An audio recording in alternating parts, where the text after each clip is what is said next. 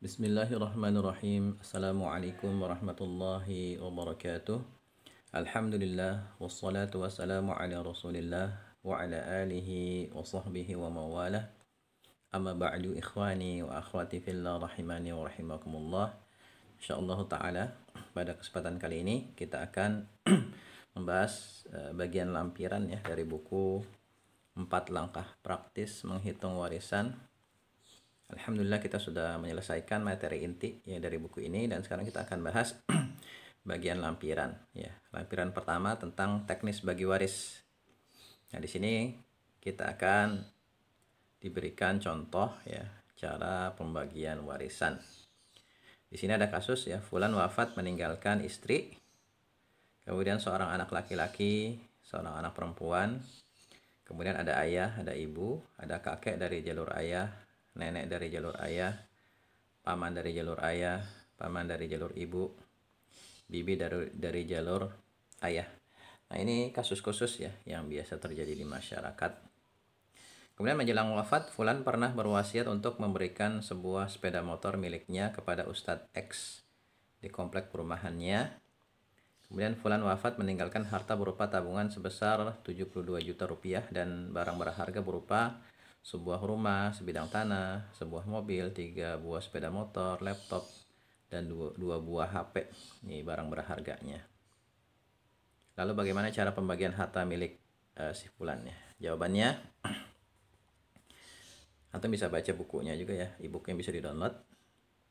Langkah 1, memastikan rukun syarat dan penghalang bagi waris ya. Jadi kita cek dulu nih, apakah rukun syaratnya terpenuhi dan penghalang bagi warisnya tidak ada.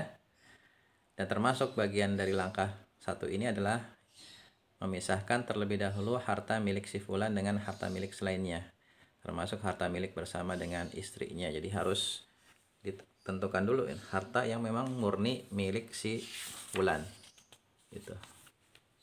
Kemudian menunaikan segala hal yang berkaitan dengan harta si fulan ya, seperti biaya pengurusan jenazah, pembayaran hutang jika ada, dan pelaksanaan wasiat jika ada. Jika sudah melakukan langkah 1, maka kita berlanjut langkah 2, yaitu menentukan siapa saja yang termasuk ahli waris. Ya, dalam kasus ini yang termasuk ahli waris si fulan adalah istri, kemudian seorang anak laki-laki, seorang anak perempuan, ayah, ibu, kakek, nenek, paman dari jalur ayah. Ya, ini yang termasuk ahli waris ya. Kemudian langkah 3, mencoret ahli waris yang terhijab. Ya, setelah ahli waris yang terhijab dicoret, maka menyisakan istri, seorang anak laki-laki, ya, seorang anak perempuan, ayah dan ibu. Sedangkan kakek ini terhijab oleh ayah, nenek terhijab oleh ayah dan ibu. Ya, nenek dari jalur ayah ini bisa terhijab oleh ayah dan ibu. Kemudian paman dari pihak ayah terhijab anak laki dan juga ayah. Nah, kemudian baru dilakukan langkah 4 ya, menentukan bagian ahli waris. Ya, berdasarkan informasi di atas maka pembagiannya adalah sebagai berikut ya. Anda bisa lihat di sini atau kita bahas di sini di papan tulis ya. Istri bagiannya 1/8 ya, karena mayat memiliki keturunan. Ya, ada anak laki, ada anak perempuan ya. Kemudian anak laki ini bagiannya sisa, dan anak perempuan 1 orang mestinya kan bagiannya setengah. Tapi karena ada anak laki-laki maka dia ketarik oleh anak laki-laki mengambil sisa. Ya, kita anggap sisa itu X. Kemudian ayah dapatnya 1/6 ya, karena ada anak laki-laki. Kemudian ibu dapatnya 1/6 karena mayit memiliki keturunan. Nah, baru kita cari X-nya berapa. Caranya kita cari KPK 8 dan 6. Ya, kita samakan penyebutnya, ketemu 24. Jadi nanti 1/8 sama dengan 3/24. 1/6 4/24. Ini 4/24. Kemudian nanti ketemu X ini. Supaya ini semua hasilnya 1 atau 24/24, maka X adalah 13/24. Ya. Kemudian yang harus dibagi lagi ini anak laki dan perempuan nih, pembagiannya 2/1. Ya, maka nanti anak laki dapat 2/3 kali 13/24 dan anak perempuan 1/3 kali 13/24. Ya, angka 2 ini adalah poin laki-laki. Ya, 3 ini gabungan poin laki-laki dan perempuan ya. Insyaallah antum sudah sangat paham ya kalau sudah mengikuti pelajaran ini dari awal sampai akhir. Sehingga nanti ketemu ya angka terakhir ketika penyebutnya disamakan semua, yaitu 72 ya, maka ketemu ya bagiannya masing-masing ya. Bisa antum melihat juga di sini tabelnya, bagiannya sudah ditentukan di sini. Nah, kemudian ya setelah didapat data bagian masing-masing ahli waris, maka bisa dilakukan musyawarah keluarga besar ahli waris. Ya, jadi yang penting kita tahu bagian masing-masing ahli waris. Setelah itu pembagiannya bisa dimusyawarahkan. Ya, bisa aja nanti ya dalam musyawarah misalnya ada yang membagi bagiannya untuk orang lain, bisa aja gitu. Tapi yang penting kan ya kita hitung bagiannya masing-masing dulu. Catatan, harta peninggalan yang berupa uang bisa langsung dibagi-bagi berdasarkan bagian masing-masing ahli waris ya. Kalau uang insya Allah mudah ya, bisa langsung dibagi.